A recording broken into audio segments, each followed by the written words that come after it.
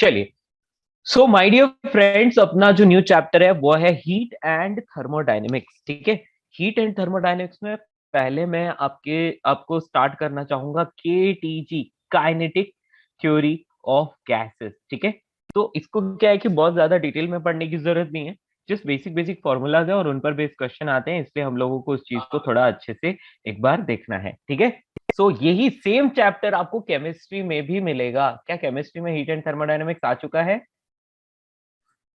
Yes. बोलो ये। Okay, तो ये आप ऑलरेडी पढ़ चुके हैं, राइट, केमिस्ट्री में। तो बस वही चीजें यहाँ पर भी, अलग कुछ नहीं है, सेम है ना।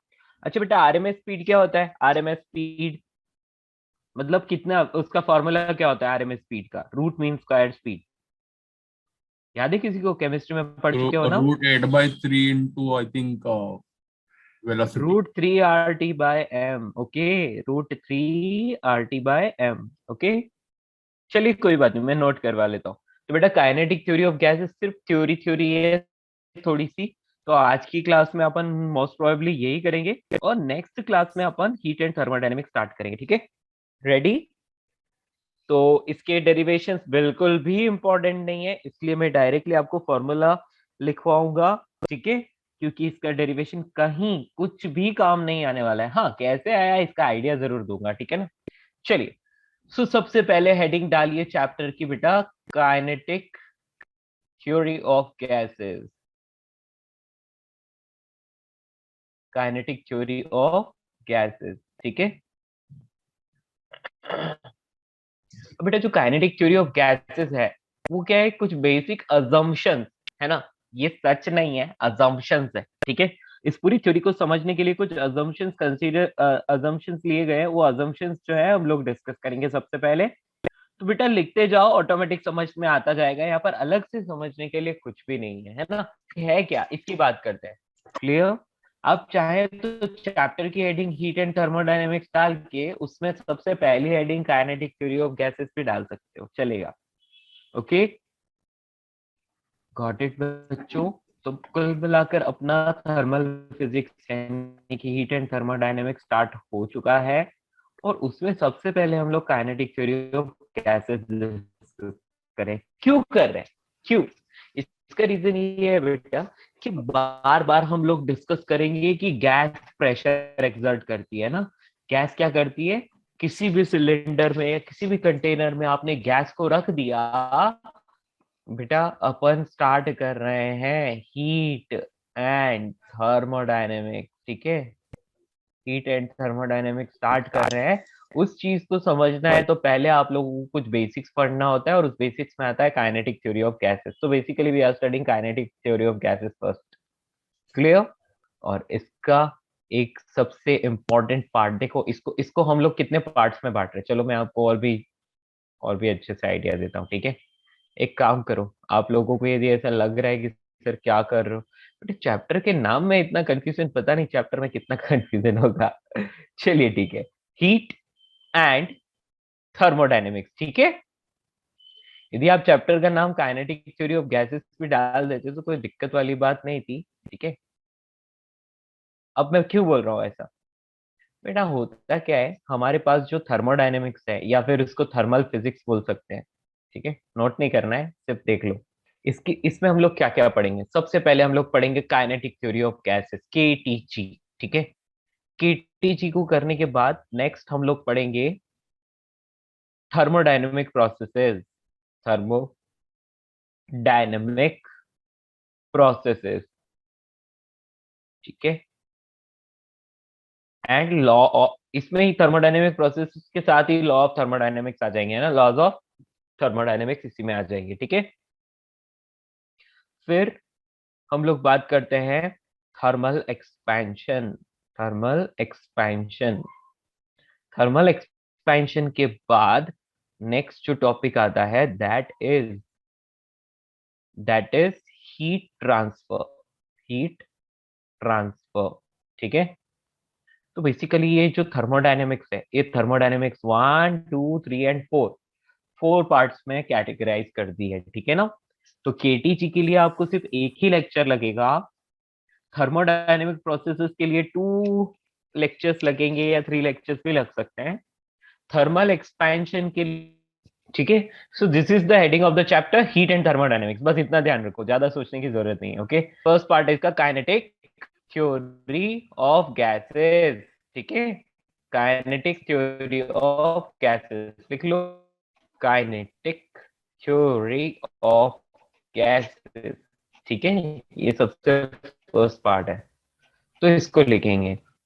तो बेसिकली हम लोग काइनेटिक थ्योरी ऑफ गैसेस को सबसे पहले स्टडी करते हैं ताकि हमने को बाकी चीजें आसानी से समझ में आए, ठीक है।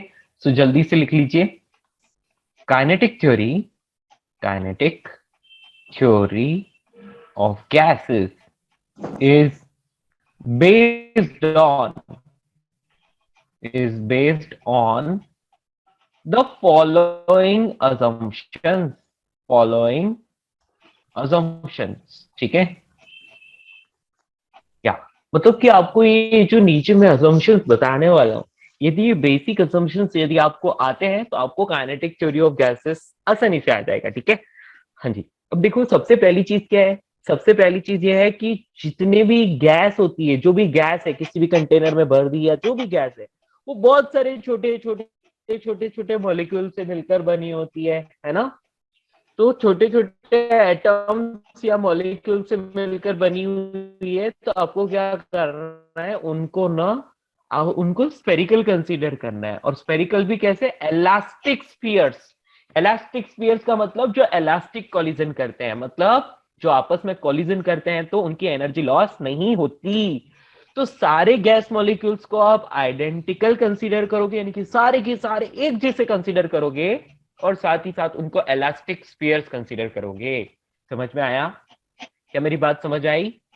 गैस गैस प्रेशर क्यों डालती है? एक्चुअली गैस बहुत सारे मॉलिक्यूल से बनी होती है, और सारे की वॉल से टकराते हैं, तो बेटा वो कंटेनर के वॉल से टकराएंगे तो वहां पर वो फोर्स एक्सर्ट करेंगे, और force per unit area is called pressure. तो यानी कि वहां पर प्रेशर एक्सर्ट करेंगे। Got it? किसी को कोई प्रॉब्लम? तो गैस क्या है? एक तरह का फ्लूइड है ना।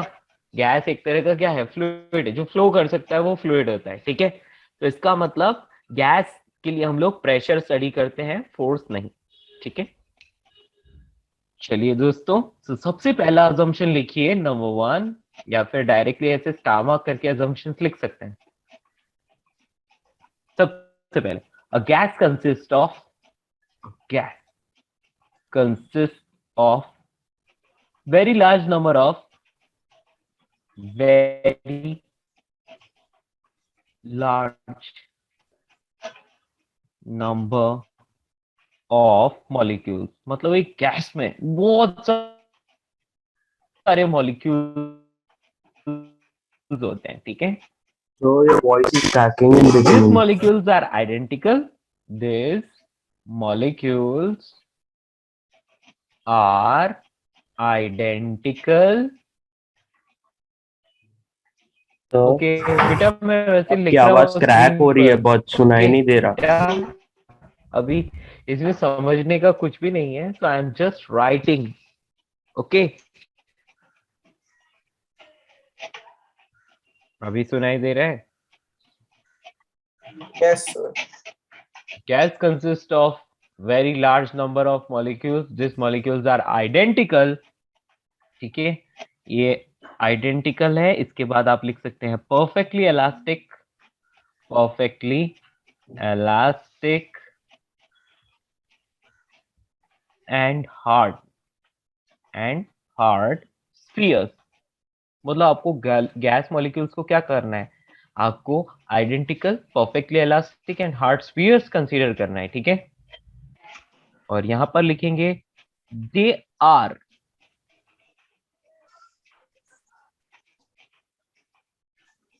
यस बेटा आप लोगों को ये लिखना है सब कुछ, ठीक है ना। You have to write this. Okay बेटा, इसको मगअप करने की जरूरत नहीं है, जस्ट रीड वंस और आपको समझ में आ जाएगा कि है क्या। So just write down this. Okay, so क्यों क्यों लिखवा रहा हूँ बेटा? इसलिए लिखवा रहा हूँ, कभी जैसे कि आपको आ गया क्वेश्चन, और उस वो क्वेश्चन थ्योरेटिकल है ना, कि which of the following points are related to या which of the following statements are related to the kinetic theory of gases, है ना? सो उसमें फिर आपको ये पॉइंट्स रीड करके और आइडेंटिफाई करने पड़ेंगे, और बहुत ही सिंपल है, देखो बहुत ही सिंपल से पॉइंट है ना, यहाँ इनको मगअप करने की जरूरत नहीं है, जस्ट पढ़ने की जरूरत है, ठीक है?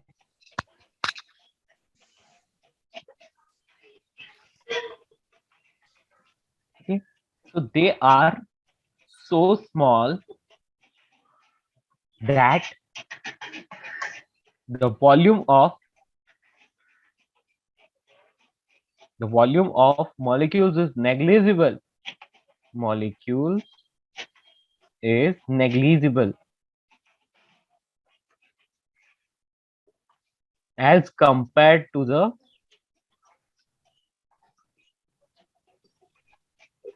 volume of gas, या फिर we can say volume of जिस भी कंटेनर में भरा हुआ है ना, तो उसका तो गैस ही लिख लो।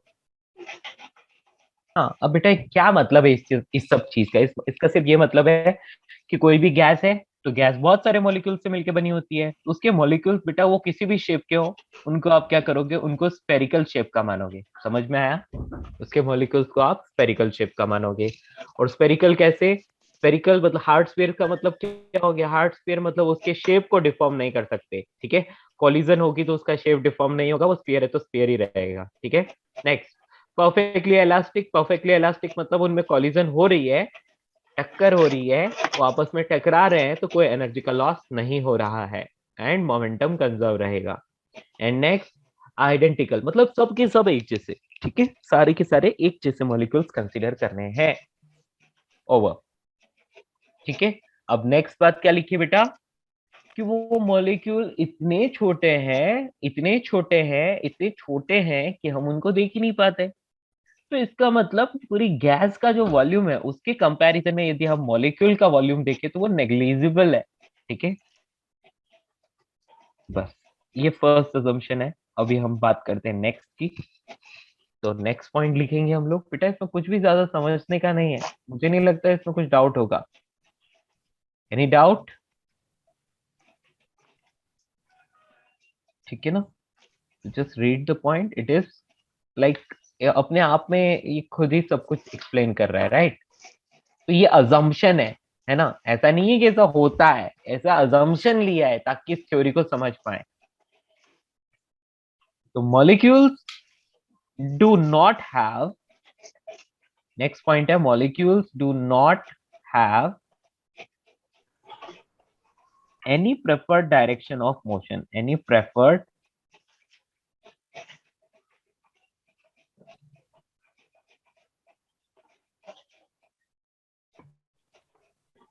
yeah, so next point लिख रहे हैं, molecules do not have any preferred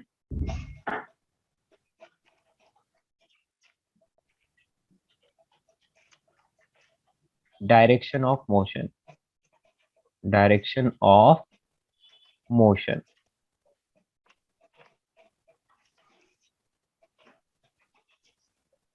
okay? And the motion is completely random, motion is completely random। इसका कहने का मतलब ये है बेटा कि देखो एक कंटेनर में जैसे गैस भर रखी है ना, लेट्स से ये कंटेनर है, इसमें गैस भर रखी है, तो मैं एक मॉलिक्यूल को कंसीडर कर लेता हूँ। बेटा इस मॉलिक्यूल की कोई प्रेफर्ड डायरेक्शन नहीं होती कि इसको सिर्फ और सिर्फ एक्स डायरेक्शन में या वाई डायरेक्शन में या जेड डायरेक्शन में मूव करना है, ऐसा कुछ नहीं होता, ठीक है? इसके पास बस मोशन होती है, ये चलता है, किसी और से टकराता है, फिर ऐसे हो, इस तरफ इसकी वेलोसिटी हो जाती है, फिर किसी और से टकराएगा तो ऐसे हो जाएगी, ऐसे ऐसे। तो बेटा ये रैंडमली पूरा हमेशा ये ऐसे चलता रहता है, और टकराने के बाद इसकी वेलोसिटी की डायरेक्शन चेंज हो जाती है। तो basically its motion is completely random, there is no certain direction of its motion, okay? इसके मोशन की कोई फिक्स डायरेक्शन नहीं होती, बस ये कंप्लीटली रैंडम मोशन में चल रहा है, ठीक है? सर, हाँ बोलो। सर ये जो थर्ड पॉइंट है ये असम्पशन क्यों ये है? सेकंड तो पॉइंट है, ये सॉरी, सेकंड पॉइंट है। ये सेकंड पॉइंट असम्पशन क्यों है? मतलब ये तो असली में भी होता है ना? हाँ भले ही होता है, लेकिन हम लोगों को ऐसा अजम्पशन लेके चल रहे हैं, ठीक है? अच्छा, ओके सर। कोई चीज सच है चाहे नहीं है, पर हम लोगों को ऐसा मान के चलना है कि ऐसा होता है, ठीक है। Okay okay. हाँ, हो सकता है कुछ चीजें इसमें 100% करेक्ट हो, कुछ चीजें इसमें पार्शियली करेक्ट हो, लेकिन अपने को इसको उस थ्योरी को समझने के लिए उसी को फॉलो करना है, ठीक है।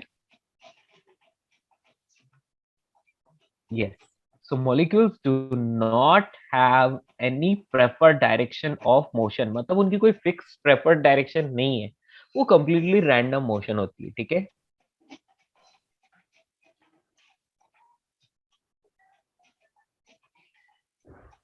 क्लियर, इतना समझ में आया। तो ऑब्वियसली ये सारी चीजें आपको केमिस्ट्री में भी मिली है ना। या बेटा, अब मैंने एक और बात बोली थी क्या, फर्स्ट पॉइंट में मैंने आपको बोला है कि वो एक इलास्टिक कोलिजन है। बेटा इलास्टिक कोलिजन कभी भी होती है यदि सेम सेम मास हो और हेड ऑन इलास्टिक कोलिजन होती है तो वेलोसिटीज आपस में एक्सचेंज हो जाती है, यानी कि there is no loss of energy, velocity कम नहीं होगी, ठीक है। इसीलिए ये अजम्पशन माने गए हैं। तो next next point see, these molecules travel in straight lines. These molecules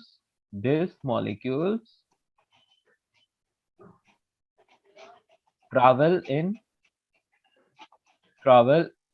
straight line. ये स्ट्रेट लाइन में चलते हैं और कॉलिजन के बाद इनका पाथ चेंज हो जाता है। देखो ये ऐसे चल रहा है, यहाँ टकराया है, टकराने के बाद ऐसे, फिर टकराने के बाद फिर से इसकी डायरेक्शन चेंज, फिर टकराने के बाद डायरेक्शन चेंज, टकराने के बाद डायरेक्शन चेंज, इस तरह से ये कंप्लीटली रैंडम मोशन होती है, बट ये हमेशा क्या करते हैं, स्ट्रेट लाइन में चलते हैं, ठीक है।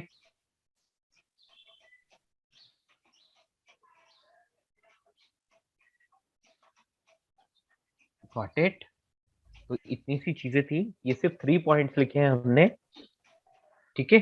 Kinetic theory of gases, kinetic theory of gases is based on the following assumptions. First assumption क्या था, gas consist of large number of molecules. किसी भी गैस में बहुत सारे मॉलिक्यूल्स होते हैं और मॉलिक्यूल्स को आपको आइडेंटिकल लेना है, यानी सब एक जैसे, परफेक्टली इलास्टिक, यानी कि जब वो आपस में टकराएंगे तो उनकी वेलोसिटी डिक्रीज नहीं होगी, यानी कि उनका मोमेंटम कंजर्व रहेगा, एनर्जी कंजर्व रहेगी, ठीक है। और फिर हार्ड स्पीयर्स, तो बेटा वो हार्ड स्पीयर्स हैं। और next, they are so small that the volume of the molecule is negligible compared to the volume of gas, ठीक है। Next, molecules do not have any preferred direction of motion, कोई उनकी preferred direction नहीं है, बस वो randomly move करते हैं along a straight line, ठीक है। तो molecules travel along a straight line, ठीक है। जितने भी molecules हैं बेटा वो straight line में motion करते हैं, लेकिन कब तक, जब तक वो किसी और molecule से या wall से टकरा ना जाए, ठीक है। तो पहले तो वो कोशिश करते हैं कि स्ट्रेट लाइन में चले, तो they move along a straight line, and उसके बाद क्या होता है, in free motion most of the time, free motion most of the time.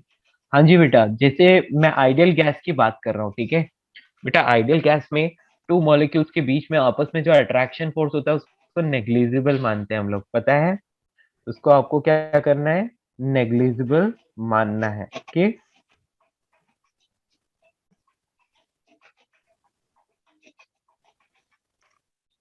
हाँ बेटा, विदाउट कोलिजन इसकी डायरेक्शन चेंज नहीं होती, ठीक है। कोलिजन होने पर ही इसकी डायरेक्शन चेंज होगी। So this molecule travel in a straight line and in free motion most of the time, मतलब वो कंप्लीटली फ्री मोशन बिना किसी अट्रैक्शन या रिपल्शन फोर्स के वो आराम से ट्रैवल करते हैं, ठीक है बेटा। हम लोग ये आइडियल गैस के लिए कंसीडर कर रहे हैं, आइडियल गैस। और आइडियल गैस किसको बोलते हैं, जिसके मॉलिक्यूल्स के बीच में वांडरवॉल फोर्स नेग्लिजिबल हो, ठीक है ना। फ्री मोशन का मतलब है बेटा बिना किसी फोर्स के इफेक्ट में, इसको फ्री मोशन बोल रहे हैं, ठीक है। वैसे तो गैस का एक मॉलिक्यूल दूसरे मॉलिक्यूल को अट्रैक्ट करता है, लेकिन जब हम आइडियल गैस कंसीडर करते हैं बेटा, तो आइडियल गैस के मॉलिक्यूल्स एक दूसरे को अट्रैक्ट नहीं करते हैं, उनमें वंडरवॉल फोर्स नेग्लिजिबल होते हैं, ओके। पढ़ा होगा केमिस्ट्री में। आइडियल गैस क्या यस होती है, ऐसी गैस जिसके मॉलिक्यूल्स के बीच में जो वंडरवॉल फोर्स है, अट्रैक्शन फोर्स है, वो नेग्लिजिबल हो, ठीक है ना। सर। हम्म सर तो लाइक रियल लाइफ में जब लाइक अट्रैक्शन फोर्स होता है मॉलिक्यूल्स के बीच में, तो they can take a curve path also ना। हाँ बेटा, अट्रैक्शन होगा तो वो एक दूसरे की तरफ मूव करेंगे ना, हाँ, ठीक है ना। But like they can take लेकिन कर्व हाँ, हो आल्सो ना सकता है। Around. Hello. Yes, yes, yes, okay. Yes, but हम लोगों को यही अजम्पशन लेके चलना है अपनी थ्योरी को समझने के लिए, ठीक है ना। एक्चुअली मैं कर्व पाथ को क्यों नहीं बोल रहा हूँ, देखो इसका रीजन क्या है। तो गैस में बहुत सारे मॉलिक्यूल्स है, अभी ये यहाँ से यहाँ तक ये है ना। आप समझ सकते हो 1 mm 2 mm या इससे भी कम डिस्टेंस ट्रैवल करके वो दूसरे से टकरा जाता है ना। Yes yes. तो बेटा इसके लिए क्या कर्व्ड पाथ और क्या स्ट्रेट पाथ, स्ट्रेट ही मानोगे ना। समझ यस सर, आया। या तो आइडियल गैस है ना, अट्रैक्शन ही नहीं हाँ, है। यस। बहुत सारे मॉलिक्यूल्स हैं और बहुत छोटी सी डिस्टेंस ट्रैवल करने पर ही, ऐसा तो है नहीं कि उनको 1 मीटर 2 मीटर डिस्टेंस ट्रैवल करनी है ना। वो तो बहुत ही स्मॉल डिस्टेंस 1 mm पर भी दूसरे से टकरा जाएगा। इसलिए हम लोग स्ट्रेट लाइन ही मान के चलते हैं, ठीक है। चलिए, so the molecules travels in a straight line and most of the time in free motion, ठीक है।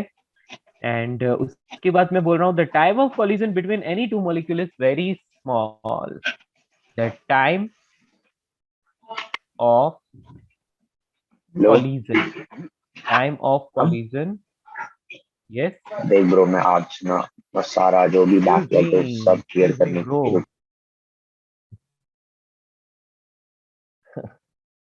The time of collision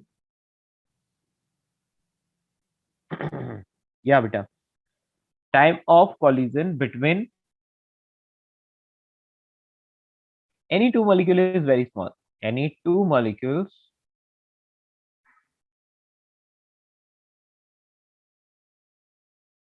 is very small. बेटा बहुत स्मॉल होता है ना, लाइक माइक्रो सेकेंड टाइप का। क्योंकि इतने सारे गैस मॉलिक्यूल एक छोटे से कंटेनर में, तो वो सब आपस में टकराते रहते हैं। तो बेसिकली देखो, आप सोच सकते हो कि उनके बीच की डिस्टेंस ही इतनी कम है, तो उनके बीच में कॉलिजन के बीच में टाइम भी बहुत ही कम लगेगा, ठीक है।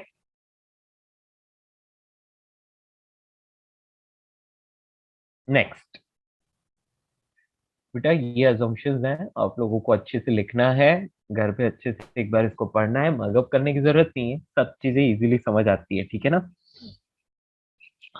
Next, the collision between the molecules and the walls of the container is perfectly elastic. यानी कि जो molecules के बीच में आपस में collision होती है उसको भी perfectly elastic consider करना है।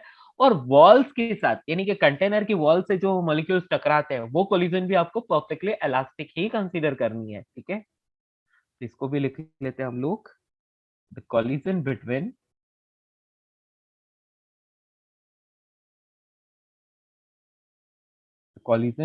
the molecules and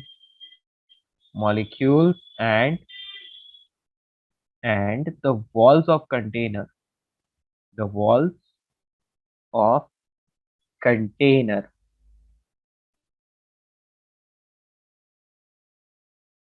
is perfectly elastic, is perfectly elastic, ठीक है। बेटा ये assumption आपके एनसीईआरटी में भी गिवन होंगे। एंड इसका मीनिंग क्या है? इट मीन्स इट मीन्स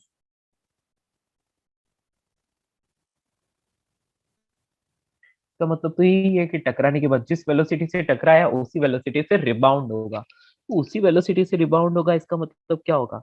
उसकी काइनेटिक एनर्जी जो रहेगी वो कंजर्व रहेगी, वो सेम रहेगी।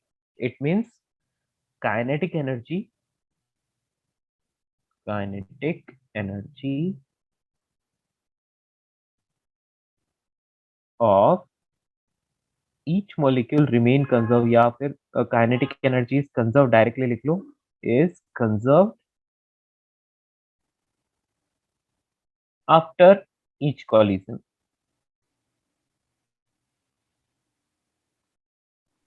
सर हम डायरेक्टली लिख सकते हैं inertial momentum is conserved. Momentum conserve रहेगा वो तो बेटा, वो कॉलिजन में मोमेंटम तो कंजर्व रहता ही है। लेकिन आपको ये इस चीज को लिखना है बेटा, जैसा मैंने लिखा है वैसे ही लिखो, ठीक है। काइनेटिक एनर्जी ओके उसकी कंजर्व रहती है, काइनेटिक एनर्जी और मोमेंटम तो अलग चीज है, ठीक है। मोमेंटम तो वैसे भी कंजर्व रहता है कभी भी कॉलिजन होती है तो। कोलिजन चाहे इलास्टिक हो चाहे ना हो, मोमेंटम उसके बाद भी कंजर्व ही रहता है। Okay sir. या अब देखो, पार्टिकल्स, एक ही पार्टिकल है और वो टू कॉलिजन्स कर रहा है। क्या कर रहा है? टू कॉलिजन्स कर रहा है। तो उसकी टू कॉलिजन्स के बीच में जितना पाथ वो ट्रैवल करता है ना, उसको मीन फ्री पाथ बोलते हैं। उसको मीन फ्री पाथ बोलते हैं। तो चलिए देखते हैं, लिख लेते हैं इस चीज को भी जल्दी से। The path travelled by the molecule, the path travelled by the molecule, thermodynamics बहुत अच्छा चैप्टर है, सिंपल चैप्टर है, अच्छे से एक बार समझ लो, क्वेश्चन भी हो जाते हैं आसानी से। So the path travelled by the molecules, chemistry का पता नहीं, फिजिक्स का अच्छा है, ठीक है। Path travelled by the molecule between two successive collision, या बिटवीन टू कॉलिजन ही लिख लो, क्या है, between two collision is perfectly elastic, वो तो हमें पता ही है। इसको अच्छा, पाथ ट्रैवल की बात करें, हाँ, तो path travel by the molecule between two collision is called mean free path. Mean free path, बेटा मीन फ्री पाथ को ना इस सिंबल से रिप्रेजेंट कर रहे हैं हम लोग, लैम्बडा से रिप्रेजेंट करते हैं कई बार। चलो छोड़ो, सिंबल वगैरह बाद में देखेंगे, अलग अलग जगह अलग अलग यूज करते हैं वैसे तो। मीन फ्री पाथ, ठीक है। And motion of molecules is governed by Newton's laws of motion, मतलब न्यूटन्स लॉ ऑफ मोशन तो आपको फॉलो करना ही है ना। The motion of molecules is governed by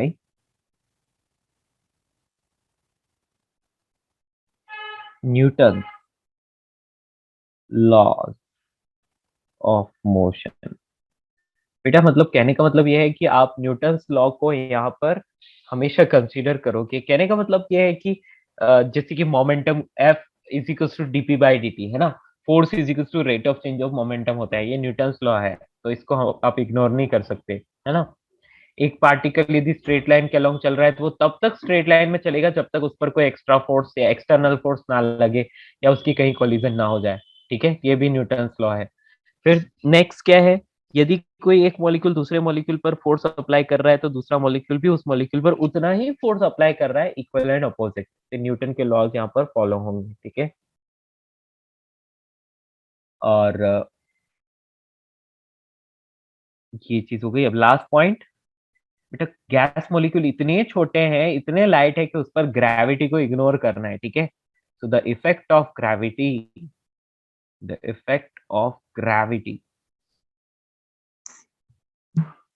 on the molecule, या ऑन द मोशन लिख सकते हैं, on the motion of molecule is negligible,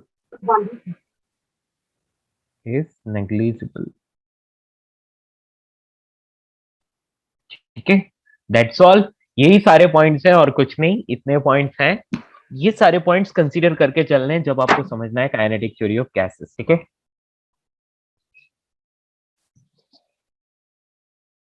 तो इसका पूरा डेरिवेशन होता है और हम लोगों को उस डेरिवेशन में ज्यादा कुछ सोचने की जरूरत नहीं है, उसको याद रखने की जरूरत नहीं है, ठीक है। मैं बस आपको आइडिया दे दूंगा और उसके बाद डायरेक्टली फॉर्मूला नोट करवाऊंगा, क्योंकि फॉर्मूला ही हमारे काम का है। डेरिवेशन ना कहीं यूज होगा ना कोई पूछेगा।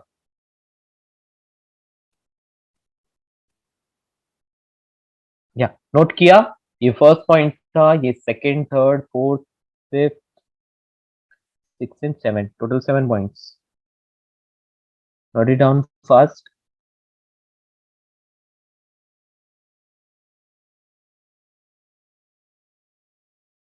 Quickly note down. यस बेटा, मॉलिक्यूल्स पर नेग्लिजिबल माननी है ग्रेविटी को, ग्रेविटी के इफेक्ट को नेग्लिजिबल कंसीडर करना है, क्योंकि मॉलिक्यूल इतने छोटे होते हैं कि ग्रेविटी उन पर इफेक्टिव नहीं होती। बेटा ग्रेविटी मॉलिक्यूल्स पर इतनी इफेक्टिव नहीं होती, इसीलिए गैस हवा में उड़ पाती है, वरना आके यहाँ पर हम बोल सकते हैं अर्थ की सरफेस पर बैठ जाते सारे मॉलिक्यूल्स, नहीं तो ठीक है ना। सर तो उसका मास ही मॉलिक्यूल्स, नहीं होता ना, इसलिए ना। मास होता है, मास लाइक होता है वेरी लेकिन स्मॉल। बहुत कम होता है, very small.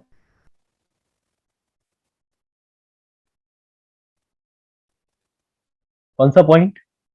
Sir second third. ये फर्स्ट था, ये सेकंड थर्ड, ठीक है। Sir hmm, sir when we say something is like perfectly elastic, तो हम उसके collisions को रेफर करेंगे ना। हाँ, यस ओके, तो वो वही ना कि ऊपर वाले जो मॉलिक्यूल्स है वो इलास्टिक कोलिजन्स करे तो energy and momentum is conserve. Yes, okay. ठीक है, नोट किया। Yes sir, lower part please. ये 5 6 एंड 7, ओके, इन सबको नोट कर लो, फिर हम आगे चलते हैं। अब समझते हैं एक्सप्रेशन फॉर द प्रेशर, यानी कि गैस का प्रेशर का फॉर्मूला क्या है एंड ऑल। हो गया, completed. Yes sir. Yes okay दोस्तों, या तो अब यहाँ पर हम लिख लेते हैं expression for the pressure of the gas. तो यहाँ पर डायरेक्टली लिख लेते हैं pressure of the gas, pressure of the gas, ठीक है। देखो होता क्या है, हम लोग कंसिडर कर सकते हैं कि ये एक कंटेनर है जो कि क्यूबिकल शेप का है, कंप्लीटली क्यूब।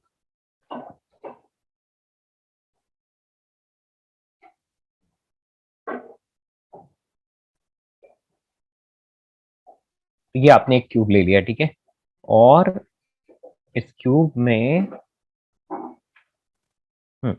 अब इस क्यूब में क्या होता है, बहुत सारे गैस मॉलिक्यूल्स होते हैं। तो आप यहाँ पर एक गैस मॉलिक्यूल ऐसे कंसीडर कर लोगे। अब इसकी हर एक साइड जो है वो एल लेंथ की है, और आपको ये बताना है कि इस कंटेनर में इस गैस की वजह से प्रेशर कितना होगा, है ना। सो बेटा मैं आपको ये बोल रहा हूँ बेटा कि सारे पॉइंट्स जो है आपको अच्छे से रीड करने हैं, ठीक है।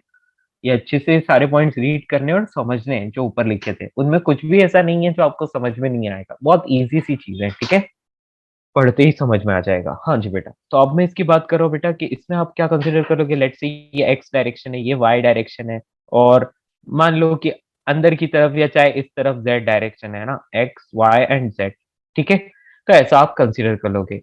तो अब इसकी एक्स डायरेक्शन में भी कुछ वेलोसिटी होगी, इसकी वाई डायरेक्शन में भी कुछ वेलोसिटी होगी, और जेड डायरेक्शन में भी कुछ वेलोसिटी होगी, ठीक है।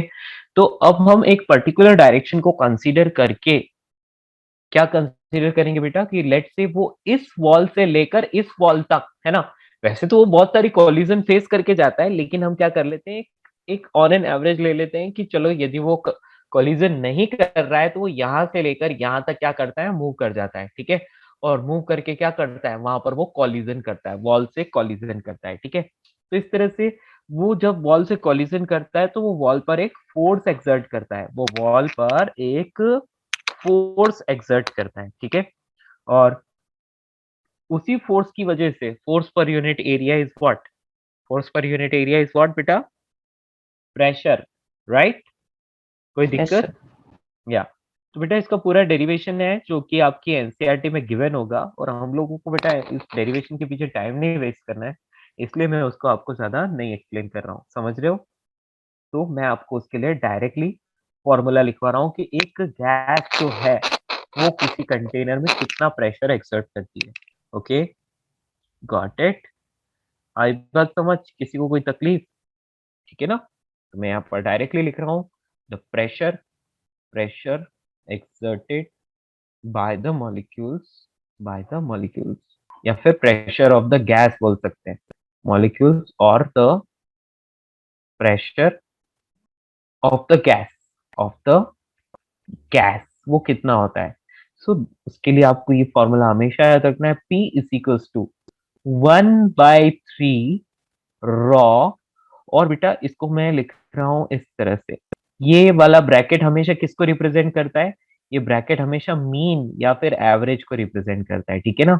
ये ब्रैकेट कभी भी इस तरह का बना हुआ है ना, ये ऐसा ब्रैकेट यदि आपके सामने है तो वो मीन या फिर एवरेज को रिप्रेजेंट करता है, remember, got it.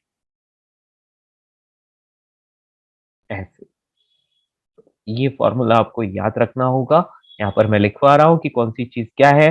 P for pressure, ठीक है, वो तो हमने लिख ही लिया है, प्रेशर ऑफ द गैस।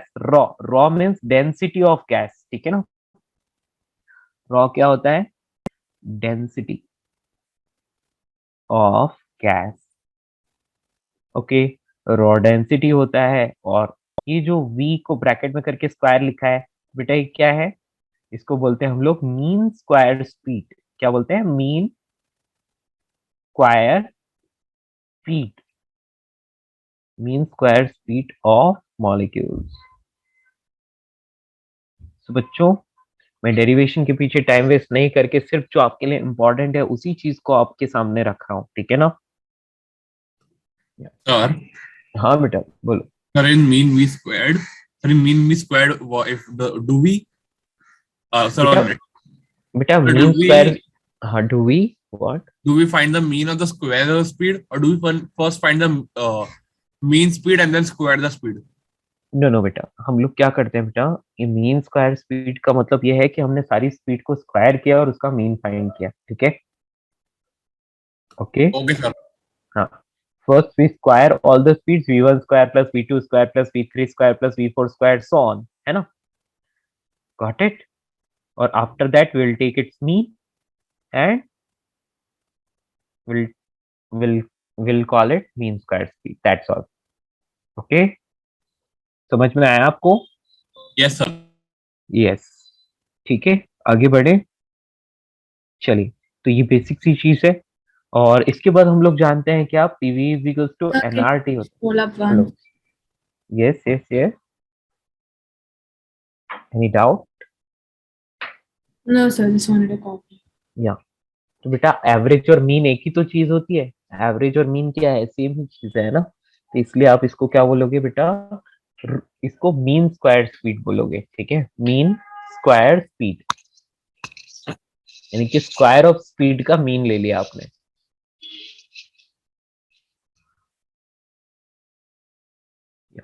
तो इतना नोट कर लो, फिर हम आगे बढ़ते हैं। सर हाँ बेटा बोलो। सर जो v है, is it like root mean square velocity? हमने क्योंकि केमिस्ट्री में सेम फॉर्मूला बेटा पढ़ा इस था पर तो हाँ हाँ हाँ, वो भी आएगा, वो भी आएगा अभी, ठीक है ना। देखो, ये मीन स्क्वायर वेलोसिटी, इसके ऊपर रूट लगा लो तो ये रूट मीन स्क्वायर वेलोसिटी बन जाएगा, ठीक है ना। इसको भी आरएमएस बोलेंगे फिर। तो ओके अभी इसके ऊपर रूट नहीं लग रहा है, तो ये सिर्फ मीन स्क्वायर वेलोसिटी है, ठीक है। Okay sir. अब मैंने बोला कि बेटा यहाँ पर आपको मीन स्क्वायर स्पीड मिल गई, अब आपको फाइंड करना है काइनेटिक एनर्जी, है ना। आपको क्या फाइंड करना है? Kinetic energy. तो वैसे आइडियल गैस की इक्वेशन आप जानते हो, है ना। यहाँ पर मैं आपको सिर्फ एक चीज लिखा रहा हूँ, आइडियल गैस इक्वेशन, जो आप केमिस्ट्री में बार बार पढ़ते हो, तो वही चीज है यहाँ पर भी, कुछ अलग नहीं है, वही चीज है ना। तो आइडियल गैस इक्वेशन क्या होती है, यहाँ पर इसलिए लिखवा रहा हूँ क्योंकि आप भूल गए हो तो आपको याद आ जाए। PV is equals to NRT होता है, याद है? पी क्या होता है? Pressure, V4 volume of gas, N4 number of mole, R4 gas constant और T4 टेम्परेचर इन केल्विन, ठीक है ना। टेम्परेचर इन केल्विन, ऐसा नहीं कि आप रख लो उसमें डिग्री सेल्सियस में, गलत हो जाएगा, केल्विन में रखना है, ठीक है। Absolute temperature, kelvin. Got it? कोई प्रॉब्लम तो नहीं? चलिए, ये फर्स्ट फॉर्मूला हुआ आपका प्रेशर का। अभी प्रेशर और इसमें और भी रिलेशन फाइंड करेंगे, पर नेक्स्ट लिखते हैं पहले total kinetic energy. Kinetic energy. अच्छा बेटा एक बात बताओ, अच्छा इससे पहले मुझे एक और बात बताओ। हाँ, आपको ये दे रखा है रॉ, है ना, यानी कि डेंसिटी। डेंसिटी क्या होता है? मास बाय वॉल्यूम, है ना। तो यदि आपको वॉल्यूम दिया और मास दिया है तो डेंसिटी कैसे फाइंड करोगे? Density is mass by volume, है ना। तो वो चीज आपको याद रहना चाहिए, पता है ना आपको, बचपन में पढ़ा था बेटा। यहाँ पर जो ब्रैकेट में लिखा है वो छोटा वी है, छोटा वी वेलोसिटी को रिप्रेजेंट करता है। ये rho is equals to capital M upon capital V, this capital V represents volume, है ना। तो ये बस मैं आपको बता रहा हूँ कि density is equals to mass by volume होता है, इस चीज को आपको भूलना नहीं है ना। चलिए, तो PV is equal to NRT, ये क्या है बेटा, आइडियल गैस इक्वेशन है। अब हम लिखते हैं total kinetic energy of gas, ठीक है, total kinetic energy of gas. So उसके लिए हम लोग लिख सकते हैं that is half capital M into mean square speed. अब देखो ये m क्या है, ये गैस का मास है, और ये मैं मीन स्क्वायर स्पीड क्यों ले रहा हूँ, मैं चाहूँ तो मॉलिक्यूल की भी वेलोसिटी ले सकता हूँ। तो मॉलिक्यूल की वेलोसिटी इसलिए नहीं ले रहा हूँ क्योंकि बेटा वो क्या रहती है, कंप्लीटली रैंडम रहती है, और बहुत सारे मॉलिक्यूल्स है, तो हम ऑन एन एवरेज उनकी मीन स्क्वायर स्पीड लेते हैं, ठीक है। अच्छा, इतना समझ आया, कोई दिक्कत किसी को? No hello okay. बच्चों, किसी को कोई भी प्रॉब्लम?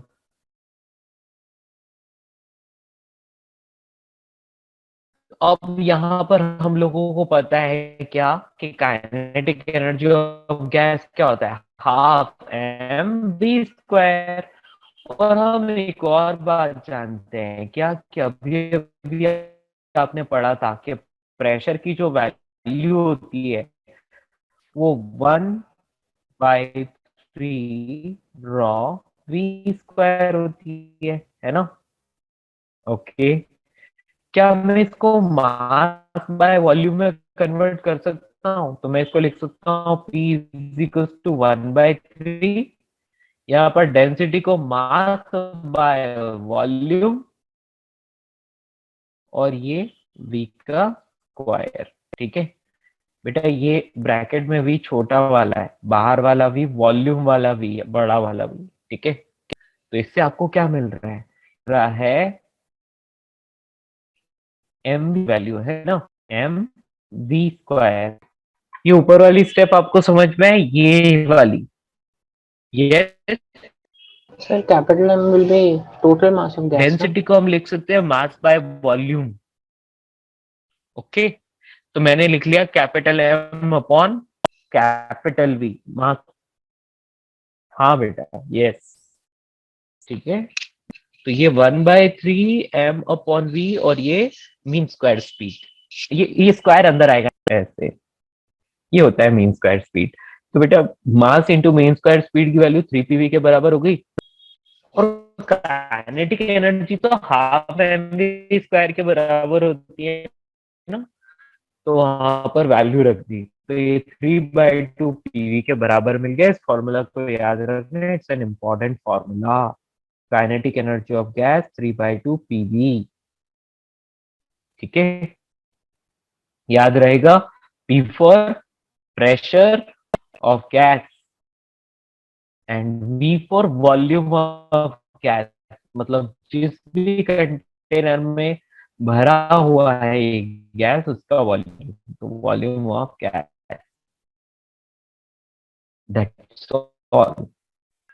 तो देखो सिंपल सा फॉर्मूला है, kinetic So your voice is energy का cracking a lot. प्रेशर, अब ये Yes, sir. तो फॉर्मूला है, दोनों आपको याद रखना, ठीक है। और एक ideal gas, ideal gas equation बस मैंने ऐसे ही लिखा है ताकि आप लोग भूल गए हो तो आपको याद आ जाए, ठीक है। तो ये था अपना प्रेशर ऑफ गैस जो आप पहले लिख चुके थे। अब ये आइडियल गैस इक्वेशन आपको लिखना था, और इससे नीचे का एक्सप्रेशन। आप जूम आउट कर सकते हो क्या? मुझे थोड़ा ऊपर का भी देखना था। हाँ मैं जी, भी डिस्कनेक्ट हो जाता है। ठीक है। नो बेटा, ये कंप्लीटली डिफरेंट सेक्शन है, इसमें कहीं पर भी रे ऑप्टिक्स यूज नहीं होगा। ये दोस्तों अभी ठीक है? Yes sir. सो प्यारे दोस्तों, ये सारी चीजें आपने नोट की? 1 minute, sir. यस बेटा, m is total mass of gas, but उस फॉर्मूला से ज्यादा जो है नीचे काइनेटिक एनर्जी का मैंने 3/2 पीवी लिखा ना, ये बहुत ही इंपॉर्टेंट है ना, तो इस चीज को ही आप कंसीडर करो, ठीक है। मतलब ये फॉर्मूला मेन फॉर्मूला है।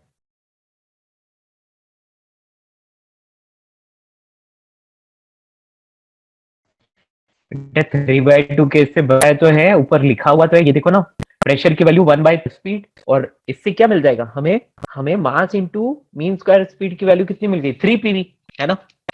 तो अपने को पता है कि kinetic energy half mv square होता है, तो इसका मतलब हाफ से मल्टीप्लाई करना पड़ेगा ना, तो 3/2 पीवी हो गया। गॉट इट दोस्तों, कोई प्रॉब्लम?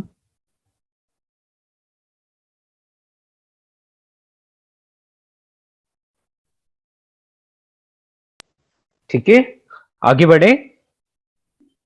तो ये बेसिक चीज थी, इतना सही है, ज्यादा कुछ है नहीं, इसलिए टेंशन लेने की जरूरत नहीं है, ठीक है। और छोटे छोटे फॉर्मूलाज हैं, बहुत ज्यादा फॉर्मूलाज भी नहीं है कि आप रे ऑप्टिक्स की तरह, इतने ज्यादा फॉर्मूलाज भी नहीं है कि आप उलझ उलझ जाओ, है ना। बस इस काइनेटिक थ्योरी ऑफ गैसेस में कुछ फॉर्मूलाज है जो आपको ध्यान रखने हैं, उसके बाद नेक्स्ट चैप्टर में प्रोसेसेस सीखनी है। चलिए, तो ये चीज आपको समझ में आ गई। अब मैं आगे बढ़ता हूँ, ठीक है। ये आपकी ट्रांसलेशनल काइनेटिक एनर्जी ऑफ, ये गैस हो गया, ये किसका हो गया बेटा, ये गैस के एनर्जी को रिप्रेजेंट करता है, ठीक है ना। देखो मैंने यहाँ पर लिखा हुआ है ऊपर, total kinetic energy of gas, इसके नीचे अंडरलाइन कर लेना बेटा, काइनेटिक एनर्जी ऑफ गैस, ठीक है ना। मतलब ये पूरी गैस की काइनेटिक एनर्जी को रिप्रेजेंट करता है, ठीक है। तो ये कंप्लीट गैस के लिए। अब कोई आपसे पूछे कि मुझे पूरी गैस के लिए नहीं चाहिए, मुझे तो सिर्फ एक मॉलिक्यूल के लिए चाहिए, ठीक है, तो क्या करोगे। तो चलिए इसको हम थोड़ा और आगे एक्सपेंड करते हैं। बेटा आपको पता ही है, पीवी इक्वल्स टू एनआरटी होता है ना, क्या होता है, पीवी इक्वल्स टू एनआरटी होता है, आपको पता है ये चीज, इसलिए आप क्या कर सकते हो, क्या काइनेटिक एनर्जी को ऐसे नहीं लिख सकते, total kinetic energy is equals to 3/2 PV की जगह आप लिखोगे N R T. Can we do that. तो बेटा यहाँ पर ये जो टू फॉर्मूलाज है किसको रिप्रेजेंट करते हैं, ये रिप्रेजेंट करते हैं total total translational translational kinetic energy, या फिर टोटल काइनेटिक एनर्जी आप बोल सकते हो इसको, काइनेटिक एनर्जी ऑफ गैस, ठीक है ना। ये गैस की काइनेटिक एनर्जी को रिप्रेजेंट करते हैं। तो ट्रांसलेशनल काइनेटिक एनर्जी क्या होता है बेटा, पार्टिकल अपने प्लेस से, अपनी पोजीशन से किसी और पोजीशन पर मूव कर रहा है, इसको ट्रांसलेशनल काइनेटिक एनर्जी बोलते हैं, ठीक है। यदि पार्टिकल रोटेट कर रहा होता, घूम रहा होता, तो उसको रोटेशनल काइनेटिक एनर्जी बोलते हैं, उसके काइनेटिक एनर्जी को, है ना। तो यदि वो मूव भी कर रहा है और रोटेट भी कर रहा है, तो combined translational and rotational kinetic energy. But अपने सिर्फ बात कर रहे हैं कि पार्टिकल तो वैसे भी बहुत छोटा है, तो बहुत छोटा है, तो उसकी रोटेशनल को क्या कंसीडर करना, सिर्फ और सिर्फ उसकी ट्रांसलेशनल काइनेटिक एनर्जी को ही हम लोग कंसीडर करेंगे, ठीक है। सर हाँ बेटा, सर बोलो। Translational will be for only straight paths ना। हाँ बेटा, कुल मिला के वो एक प्लेस से दूसरे प्लेस पर पहुंच रहा है, तो ट्रांसलेशनल मतलब एक प्लेस से दूसरे प्लेस पर मूव करने के लिए, ठीक है। यहाँ पाथ ओके की बात नहीं होती, जब एनर्जी की बात करते हैं तो पाथ की बात नहीं होती है, क्योंकि एनर्जी एक स्केलर क्वांटिटी है, ठीक है। ओके या तो ये दोनों फॉर्मूलाज के लिए बेटा ऐसा लिख लेना कि ये क्या है, translational kinetic energy of gas को रिप्रेजेंट कर रहे हैं। चलिए आगे बढ़ते हैं। अब नेक्स्ट हम लोग लिखते हैं, ये लिख लेता हूं word, translational kinetic energy energy of one molecule. अभी तक जो था वो पूरी गैस के लिए था, लेकिन अब आपको चाहिए कि सिर्फ एक मॉलिक्यूल के लिए आप फाइंड करो, ठीक है। बट आपको पता है इस, ये आर जो है ये यूज होता है पूरी गैस के लिए, है ना। तो बेटा मॉलिक्यूल के लिए बोल्ट्जमैन कांस्टेंट में इसको कैसे कन्वर्ट कर सकते हैं आर को, किसी को पता है। How can we convert this R into Boltzmann constant, इन सर दोनों में R रिलेशन by किसी को पता? Na. R by N A is equals to K, पक्का का? यस यस, ठीक है। तो हम सिर्फ वन मॉलिक्यूल के लिए बात कर रहे हैं, तो बिल्कुल सही है। तो बेटा वन मॉलिक्यूल के लिए कभी भी आप यदि इस चीज को लिखना चाहते हो तो आप डायरेक्टली क्या लिख लोगे, 3/2 kT, है ना। देखो इसको लिखा, आगे बढ़े, तो हमें सिर्फ वन मॉलिक्यूल के लिए चाहिए, है ना। तो वन मॉलिक्यूल के लिए बेटा आप इसको क्या लिख सकते हो, 3/2 के, मतलब बोल्ट्जमैन कांस्टेंट, ठीक है ना, इंटू टी, ठीक है। ये फॉर्मूला भी आपको याद रखना है, बहुत बहुत इंपॉर्टेंट है, ठीक है। And it is independent of nature of gas, तो इस पर भी स्टार मार्क कर लेना, ठीक है। और ये क्या बोलोगे कि काइनेटिक एनर्जी, यहाँ पर हम लोग पॉइंट लिख सकते हैं, kinetic energy of a gas molecule, gas molecule, जब भी गैस मॉलिक्यूल की बात कर रहे हैं, is independent, independent of nature of gas, nature of gas. तो वो कौन सी गैस है, कैसी गैस है, कोई फर्क नहीं पड़ता, आपको बस क्या करना है, आपको बस 3/2 kT ये फॉर्मूला यूज करना है, ठीक है। तो 3/2 यहाँ क्या है? kT, ये kb क्या होता है उसके बारे में लिखवा रहा हूँ अभी, है ना। Here, ये जो बेटा kb लिखा हुआ है, इट इज बोल्ट्जमैन कांस्टेंट, ठीक है, बोल्ट्जमैन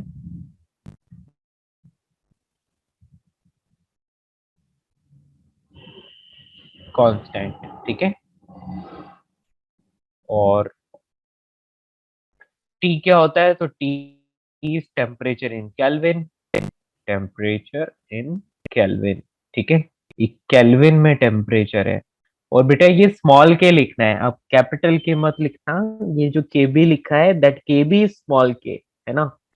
बोल्ट्जमैन कांस्टेंट को स्मॉल के से रिप्रेजेंट करते हैं और केल्विन वाला कैपिटल के होता है, ठीक है। कोई प्रॉब्लम? या अभी इस केबी की वैल्यू आपको पता नहीं है ऑब्वियसली, तो आप इसकी वैल्यू को लिख सकते हैं। अच्छा, यहाँ पर हम लोग इन दोनों की वैल्यूज को लिख लेते हैं। सो बच्चों ये दोनों वैल्यूज आपको याद रखनी है, ठीक है। इसको हम 8.314 भी लिख सकते हैं, joule per mole per kelvin, ठीक है। That's all. तो ये दोनों वैल्यूज जो हैं आपको याद रखनी है। ऐसा है कि बेटा कई बार ये एग्जाम में दे देते हैं आपको, पर आपको याद रखना है ये वैल्यूज, ठीक है, बहुत बार नहीं भी मिलती है, ठीक है ना। क्लियर दोस्तों? तो आर जो होता है वो यूज होता है पूरी की पूरी गैस के लिए, और जो के होता है बोल्ट्जमैन कांस्टेंट होता है, वो जब एक मॉलिक्यूल की बात करनी होती है, एक मॉलिक्यूल के बारे में लिखना होता है, तब यूज होता है। Got it? नोट डाउन कर लो इसको जल्दी से। सर वो गैस कांस्टेंट का यूनिट क्या है? बेटा गैस कांस्टेंट का जो यूनिट लिखा है वो लिखा है 8.3, ये joule per mole per kelvin, ठीक है, joule per mole per kelvin, okay. Okay sir. Sir Boltzmann constant का यूनिट क्या होगा? जूल पर केल्विन, वो मोल के लिए नहीं होता, वो सिंगल मॉलिक्यूल के लिए होता है, इसलिए जूल पर केल्विन, ठीक है। Okay sir. ये स्क्रीन पे दिखाई दे रहा है ना आपको। अब इन दोनों में रिलेशन लिख लेते हैं। तो आर की वैल्यू जो होती है उसको आप ऐसे लिख सकते हो, ठीक है, या फिर R by N A is equal to K B ऐसे बोल सकते हैं हम लोग, एक ही बात है ना। सर वो फॉर्मूला लिखो ना ऊपर वाला। और एन ए क्या होता है बेटा, एन ए इज आवागाड्रो नंबर, ठीक है। हाँ, ऊपर वाला फॉर्मूला कौन सा है, ये वाला हाँ ट्रांसलेशन वाला ट्रांसलेशन, ये दोनों तो आपने पहले ही लिख लिए थे गैस के लिए, तो है ना, उसके नीचे। इसके नीचे। तो ये बेटा अब बात हो रही है मॉलिक्यूल की, तो ये मॉलिक्यूल के लिए यूज ये वाला फॉर्मूला होता है 3/2 kT, ठीक है ना। हाँ, वैसे तो आर और के में ये रिलेशन होता है, R is equal to N into K, ठीक है। और एन क्या होता है सबको पता है, इट इज एवोगाड्रो कांस्टेंट, ठीक है ना, पढ़ा है केमिस्ट्री में।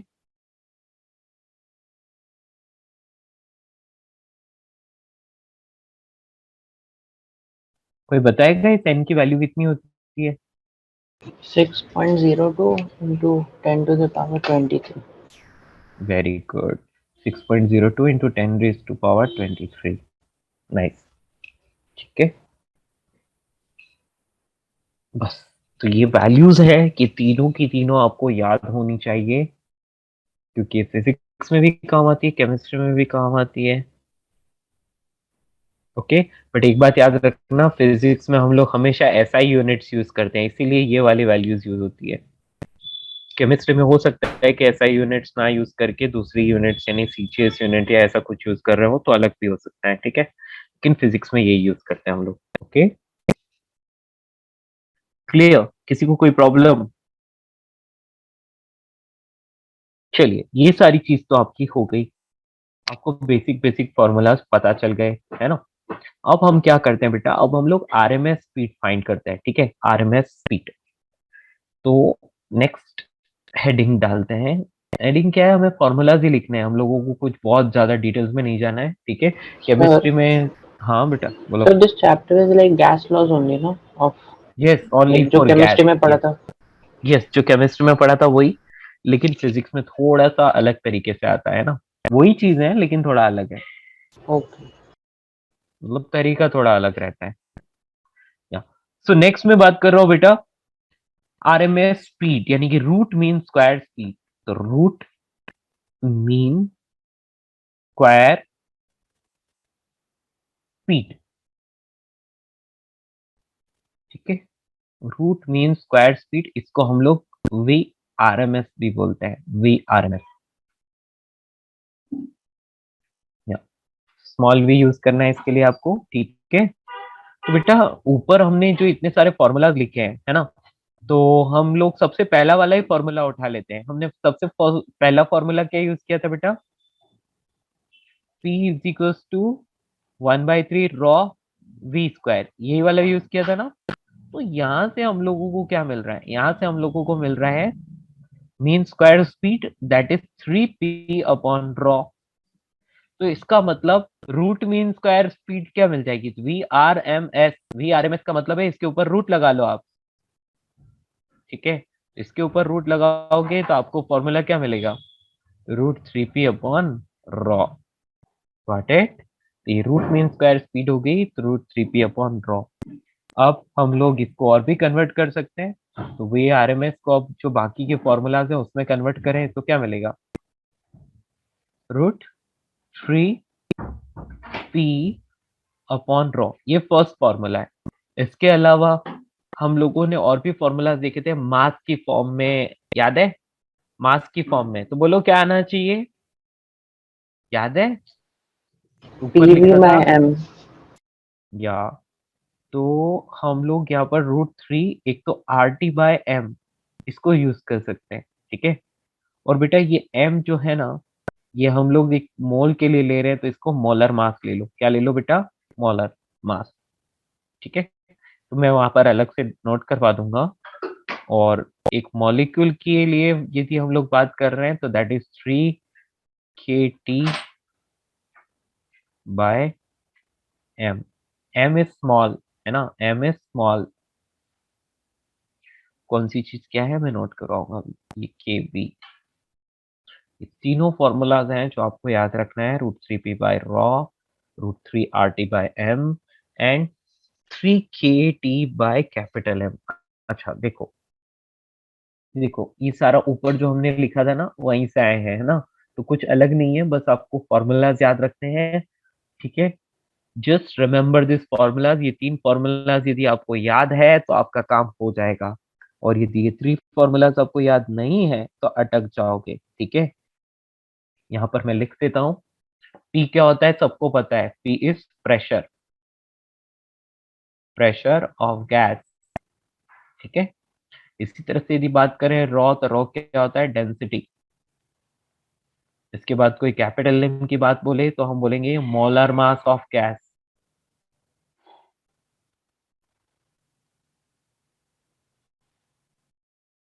और के बोल्ट्जमैन कांस्टेंट है ही। टी क्या होता है, T4 टेम्परेचर। और बेटा यहाँ पर स्मॉल एम क्यों यूज कर रहे हैं? स्मॉल एम इसलिए यूज कर रहे हैं क्योंकि कंटेनर में जो मॉलिक्यूल है तो बेटा ऑब्वियसली वहां पर गैस की कुछ अमाउंट तो होगी, तो इसलिए आप यहाँ पर लिख लोगे मास ऑफ गैस। ये मोलर मास नहीं है, ये मास है, ठीक है। बस ये 3 फॉर्मूलाज है, you need to remember, that's all. इसके अलावा आपको रूट मीन स्क्वायर स्पीड के बारे में ज्यादा कुछ जानने की जरूरत नहीं है। मीन स्क्वायर स्पीड का रूट ही रूट मीन स्क्वायर स्पीड होती है, ठीक है। That's all, remember this formula, very very important, okay. Question आता है तो डायरेक्टली फॉर्मूला यूज करना है, कुछ नहीं है, ठीक है। सर हाँ बोलो। सर वो n कहाँ गया? Small n, number of moles.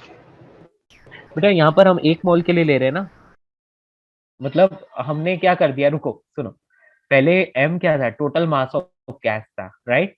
हाँ सर, हाँ, ये तो ऊपर मैंने क्या pv कर था ना। दिया उसको, रुको रुको, number of moles into number of moles into molar mass, तो वो क्या हो गया, टोटल मास हो गया। Yes, yes sir, yes. तो ऊपर एक एन सी ये एन कैंसिल हो गया, तो बेटा ये m जो था ये टोटल मास नहीं होकर अब मोलर मास बन गया, ठीक है। Okay sir. एक्चुअली होना चाहिए था 3 nRT upon total mass of gas, पर टोटल मास को मैंने n इंटू मोलर मास कर लिया है ना, n इंटू मोलर मास, तो n से n कैंसिल हो गया, तो अभी directly 3RT upon molar mass आ गया। Okay sir, understood. सर थोड़ा सर ऊपर कैन से यू लीजिए शो ना। ऊपर? यहीं से यस। Good. लिख लो जल्दी से। तो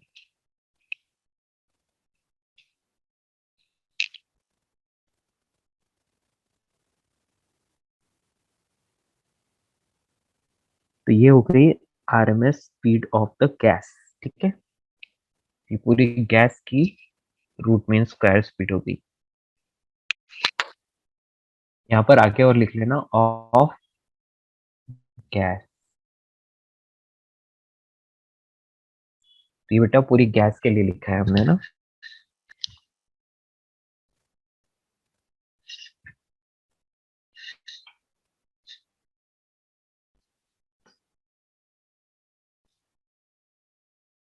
sir lower part please. Yes,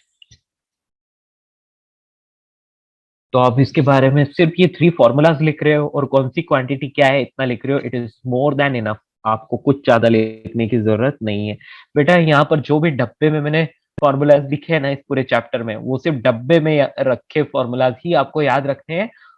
और बेटा ये वैल्यूज याद रखनी है, दिस आर इंपॉर्टेंट है ना, ये वैल्यूज गैस कांस्टेंट की, बोल्ट्जमैन कांस्टेंट की, है ना, ये वैल्यूज आपको याद रखनी है, ठीक है।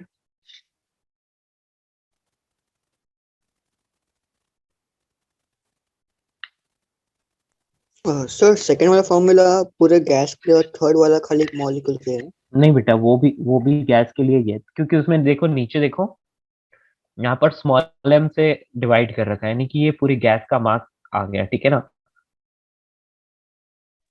तो okay sir.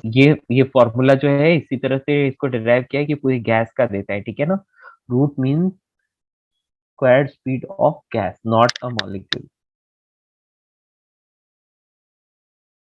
Okay. Yes sir. बेटा लास्ट ये फॉर्मूला में थर्ड वाले में जो स्मॉल एम है वो गैस का मास है, तो उसको पूरा डिराइव किया जाता है, तो इस तरह से आता है, वो गैस का रूट मीन स्क्वायर स्पीड देता है। जो सर अब डेरिवेशन वो हमने नहीं किया, हमें जरूरत नहीं है उसकी। हाँ बेटा बोलो। सर अब वो केबी तक कैसे पहुंचे? आर को के बना दिया, केबी। बेटा उसका उसका डेरिवेशन होता है, उसकी कुछ स्टेप्स होती है जो हमने नहीं लिखी, ठीक है। आप बस फॉर्मूला याद रखो, that's enough, okay. Okay. Hmm,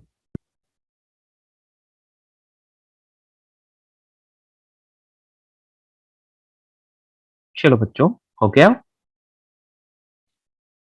1 second sir. हाँ जी।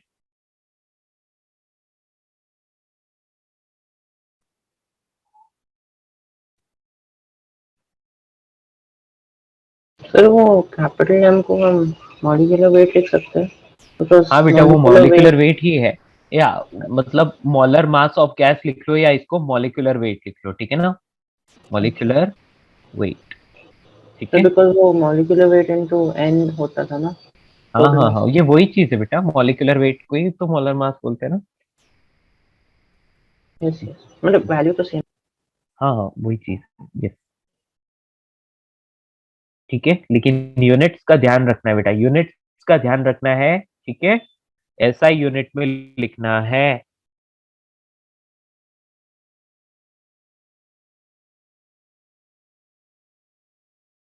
क्लियर, आया समझ, आगे बढ़े। Yes sir. ओके, चलो ये सारी चीजें तो आपको समझ में आ गई। अब हम आगे लिखते हैं। देखो ऊपर हमने ना पहले प्रेशर का फॉर्मूला डिराइव किया, फिर काइनेटिक एनर्जी का डिराइव किया। तो यदि मैं इस प्रेशर और काइनेटिक एनर्जी को रिलेट करूं, है ना, तो देखो ये फॉर्मूला है, काइनेटिक एनर्जी 3/2 PV, है ना। तो इस रिलेशन को अपन और किस तरीके से लिख सकते हैं, तो यहाँ पर जस्ट लिख लेते हैं, relation between between kinetic energy and pressure of gas, ठीक है। तो हम लोगों ने लिखा था कि जो काइनेटिक एनर्जी होती है वो क्या होती है, 3/2 PV, है ना, 3/2 PV होती है। अच्छा यहाँ पर रुको, रिलेशन बिटवीन, यहाँ पर काइनेटिक एनर्जी की जगह एनर्जी डेंसिटी लिखना बेटा, एनर्जी डेंसिटी वो ज्यादा बेटर रहेगा, क्योंकि काइनेटिक एनर्जी तो हमने लिखा ही था, तो एनर्जी डेंसिटी लिखना, ठीक है। एनर्जी डेंसिटी में मतलब क्या होता है, एनर्जी पर यूनिट वॉल्यूम।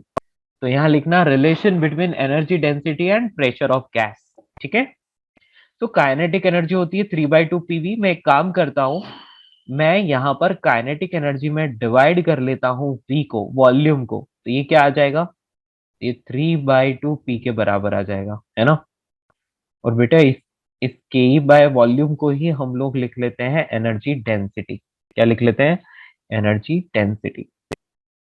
तो ये आपको मिल गया एनर्जी डेंसिटी।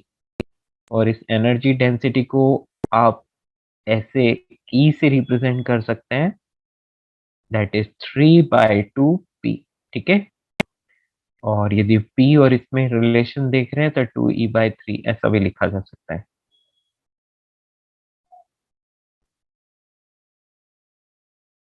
ठीक है। कोई दिक्कत तो नहीं। यहाँ पर E क्या हो, एनर्जी डेंसिटी को E से रिप्रेजेंट कर रहे हैं, ठीक है। Here E is equals to kinetic energy divide by volume, यानी कि एनर्जी डेंसिटी। तो कई बार आपको क्वेश्चन में एनर्जी डेंसिटी दिया होता है और प्रेशर पूछ लिया जाता है, तो आपको यहाँ पर डायरेक्टली फॉर्मूला यूज करना है, ठीक है।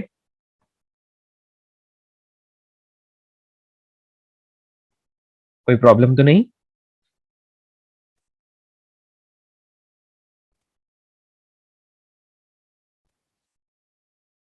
बस तो बेसिकली यहाँ पर सिर्फ 2 फॉर्मूलाज ही हैं जो आपको याद रखने हैं, ये दोनों, energy density is equal to 3/2 into pressure, and pressure is equal to 2/3 into energy density.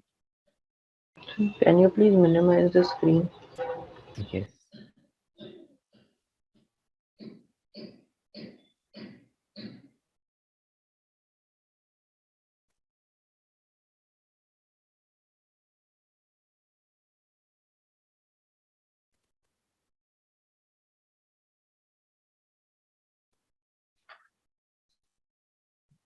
तो basically kinetic theory of gases है ना, इसमें आपको बस फॉर्मूलाज याद रखने हैं, इसके अलावा कुछ भी नहीं है, ठीक है। अब मैक्सवेल्स डिस्ट्रीब्यूशन लॉ आएगा, वो आपको समझना है, ठीक है। समझना क्या है, मतलब उसमें एक ग्राफ होता है, तो वो ग्राफ देखना है, बस आपको ग्राफ समझना है। चलिए इतना हो गया, not at all of you, क्या हम आगे बढ़ सकते हैं।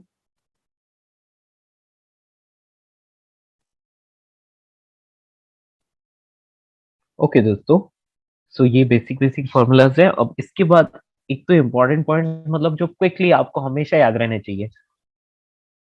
तो इम्पोर्टेंट पॉइंट्स बहुत सिंपल से है ना, इम्पोर्टेंट पॉइंट्स या पॉइंट्स टू रिमेंबर बोल सकते हो। सबसे पहला सबसे पहला पॉइंट तो मैं बोलूंगा कि वीआरएमएस जो होता है it is directly proportional to what, root of temperature. और ये टेम्परेचर किस में होना चाहिए, केल्विन में होना चाहिए, है ना। एंड वीआरएमएस और किस पर डिपेंड करता है, तो VRMS also depends on 1 root of we can say molecular weight, है ना। एम मॉलर लिखा है मैंने, ठीक है, यानी कि मॉलिक्यूलर वेट। क्लियर। ये दोनों चीजें हम ऑलरेडी ऊपर डिराइव कर चुके हैं, लेकिन क्या है कि इस तरह से याद रखने से क्वेश्चन सॉल्व करने में आसानी रहती है। कई बार क्या है आपको टू गैसेस के कंपैरिजन में बोल दिया जाता है, तो ऐसे में आप इसको बहुत आसानी से कर सकते हो। चलिए, अब जो इम्पोर्टेंट बात वो ये है कि at absolute zero, absolute zero, absolute zero का मतलब क्या होता है, किसी को पता है? What is the meaning of absolute zero? 0 Kelvin. Very good, 0 Kelvin, बिल्कुल सही, है ना। The motion of the molecule of the gas stops. The motion of the gas molecule stops. मतलब कि आप ये समझ लो कि 0 केल्विन पर सारे गैस मॉलिक्यूल जो होते हैं वो बेटा वो पूरी तरह से फ्रीज हो जाते हैं, है ना। तो वो मोशन नहीं कर पाते हैं। नेक्स्ट, यहां पर हम लिखेंगे at high temperature, at high temperature and low pressure, low pressure, high temperature and low pressure, या फिर हम बोल सकते हैं और एट हाई टेम्परेचर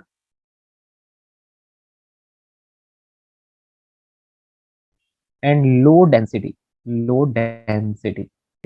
देखो, या तो या तो हाई टेम्परेचर लो प्रेशर, या फिर लिखा हो high temperature and low density. तो इसमें क्या होता है बेटा, एक रियल गैस आइडियल गैस की तरह बिहेव करने लगती है। रियल गैस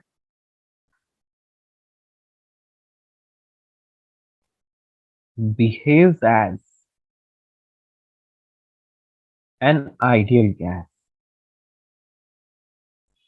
बहुत ही इंपॉर्टेंट पॉइंट है ये, बहुत बहुत इंपॉर्टेंट पॉइंट है, ठीक है बेटा। High temperature and low pressure पर एक आइडियल गैस जो है वो real gas, sorry real gas जो है वो आइडियल गैस की तरह बिहेव करने लगती है। ओके बेटा, 0 केल्विन एक ऐसा टेम्परेचर है जो बहुत बहुत लो होता है, और वो हम मिनिमम टेम्परेचर कंसीडर करते हैं। वहां पर बेटा सारी गैसेस को हम लोग क्या कंसीडर करते हैं, वहां उनकी मोशन जो होती है वो सीज हो जाती है, स्टॉप हो जाती है, ठीक है। So that's all.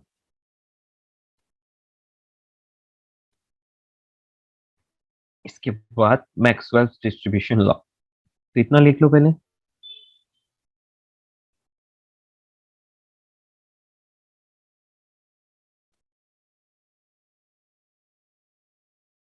नहीं बेटा, कहाँ ओवर, अभी बाकी है 15 मिनट्स और, ठीक है।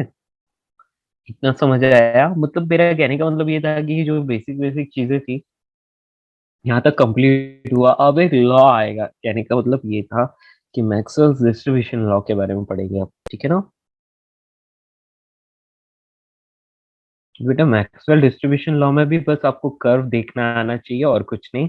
तो वो उसका डेरिवेशन एंड ऑल कुछ भी जेई सिलेबस में नहीं है, सिर्फ कर्व ही जेई के सिलेबस में है, सिर्फ कर्व। इसलिए हम लोग सिर्फ कर्व के बारे में देखेंगे, है ना।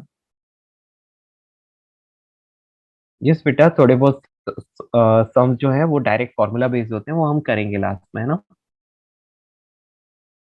या noted all of you, completed till here. चलिए, अब जल्दी से आप लोग लिखिए मैक्सवेल डिस्ट्रीब्यूशन कर्व, ठीक है। Not it? ओके, चलिए, तो नेक्स्ट हम लोग बात करते हैं Maxwell's distribution law. Maxwell's distribution law, distribution law. Maxwell ने क्या किया था? मैक्सवेल ने देखा कि हाँ, गैस में बहुत सारे मॉलिक्यूल्स होते हैं, अब हर एक मॉलिक्यूल की तो वेलोसिटी को ले नहीं सकते, तो इस तरह से उसने कुछ इक्वेशन डिराइव किया था, उसको मैक्सवेल्स इक्वेशन बोलते हैं, जो हमारे सिलेबस में ही नहीं है, पूरे जेई के सिलेबस में नहीं है ना, ना ही आपकी किसी भी बुक में मिलेगा, तो इसलिए उस इक्वेशन को जानने की जरूरत नहीं है, क्योंकि वो इक्वेशन वैसे भी हम लोगों को समझ में आएगा नहीं, ठीक है, बहुत लंबा चौड़ा सा अजीब सा इक्वेशन होता है। तो उसने क्या किया, उसने कर्व ड्रॉ किया, उसने कर्व ड्रॉ किया, और वो कर्व किस किस के बीच में था? तो वो कर्व था नंबर ऑफ मॉलिक्यूल्स पर speed interval, number of molecule पर स्पीड इंटरवल। हम लोग डिफरेंशिएशन नहीं लिखते डी बाय डी एक्स, ये वैसा ही है, ये differentiation of number of molecule पर स्पीड इंटरवल, जहां पर ये नंबर ऑफ मॉलिक्यूल एन होता है ना, ये भी स्पीड का फंक्शन होता है, ये भी स्पीड का फंक्शन होता है।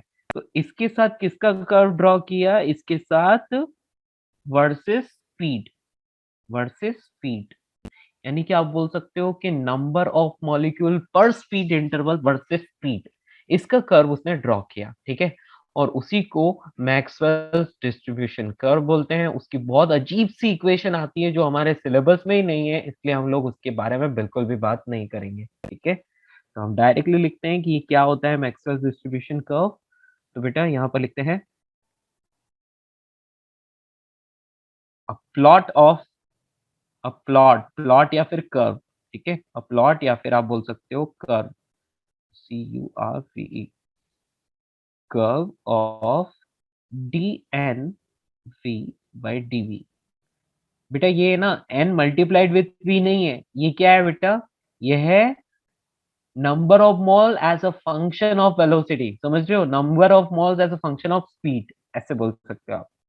तो ये इसका मतलब क्या हो गया? इसका मतलब है नंबर ऑफ मॉलिक्यूल्स, मॉलिक्यूल्स पर स्पीड इंटरवल या पर unit speed interval, speed interval, ठीक है, समझ आया? तो बेटा डीएन बाई डीवी, इस पूरी टर्म का मीनिंग क्या हो गया? डीएन बाई डीवी का मतलब हो गया नंबर ऑफ मॉलिक्यूल पर यूनिट स्पीड इंटरवल, यानी कि एक यूनिट स्पीड की, स्पीड इंटरवल की बात करें तो उसमें कितने मॉलिक्यूल्स हैं, ठीक है। तो इस चीज का किसके साथ? स्पीड के साथ। तो यहां पर लिख सकते हैं अगेंस्ट, अगेंस्ट स्पीड, स्पीड क्या है? v है, speed v is known as Maxwell's distribution curve। अब बेटा आपको एक बात तो पता ही है, एक कंटेनर के अंदर गैस भरी हुई है, गैस भरी हुई है मतलब लेट से वहां पर 1000 मॉलिक्यूल्स हैं, तो बेटा अब वहां पर टेम्परेचर इंक्रीज करो या कुछ भी करो, जो 1000 मॉलिक्यूल्स है वो 1000 ही रहेंगे ना, 1000 के 2000 थोड़े हो जाएंगे, है ना, एक पर्टिकुलर गैस के मॉलिक्यूल है तो। यस और no? Agree? Yes sir. Yes. तो इसी बात को वो बोलना चाहता है कि एक गैस के कंटेनर में, क्लोज कंटेनर में total number of molecules constant रहते हैं। तो बेटा आप लोगों ने बचपन में एक बात, चलो पहले अपन कर्व ड्रॉ कर लेते हैं ना, मैक्सवेल डिस्ट्रीब्यूशन कर्व कैसा दिखता है। तो ये प्रैक्टिकली ड्रॉ किया उसने, है ना, प्रैक्टिकली ऑब्जर्व करके और फिर ड्रॉ किया, तो उसको कुछ ऐसा दिखाई दिया,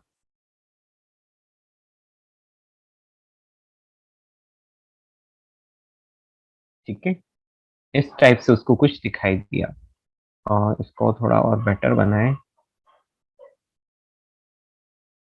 इस तरह का, ठीक है, ऐसा।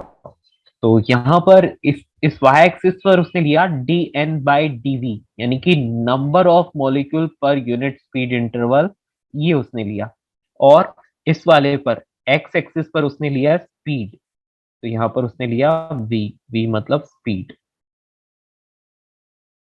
और इन दोनों के बीच जब कर्व ड्रॉ किया तो वो कर्व कुछ ऐसा दिखा, ठीक है। तो बेटा जब उसने एक टेम्परेचर T1 के लिए लिया तो उसको कर्व ऐसा मिला, फिर उसने टेम्परेचर चेंज किया, उसने क्या किया बेटा? टेम्परेचर चेंज किया, तो उसको कर्व थोड़ा सा डिफरेंट मिला, है ना। तो पहले मैं सिर्फ इसकी बात कर लेता हूँ, पहले मैं सिर्फ इस वाले की, इसको यार वही सही, पहले वाले ज्यादा अच्छे से था, ताकि उसमें क्या है हम लोगों को थोड़ा ज्यादा स्पेस मिल पाता था। तो या आप सब ड्रॉ कर लीजिए इसको, या चलेगा ऐसे ड्रॉ कर लेते हैं। हाँ जी, तो बेटा इसमें ना उसने कुछ चीजों को एनालाइज किया और उसको एक बात पता चली कि एक पर्टिकुलर इंटरवल के लिए देखा जाए तो बेटा देखो ये dn/dv, यानी कि यहाँ पर क्या है, मैक्सिमम नंबर ऑफ मॉलिक्यूल। अच्छा एक और बात बता सकते हो, एरिया अंडर कर्व को किस, क्या एरिया अंडर कर्व किस चीज को रिप्रेजेंट करेगा? Area under, area under, yes बेटा, area under Maxwell's distribution total curve number of क्या? Molecules. Very good, total number of molecule, बिल्कुल बिल्कुल सही, ठीक है।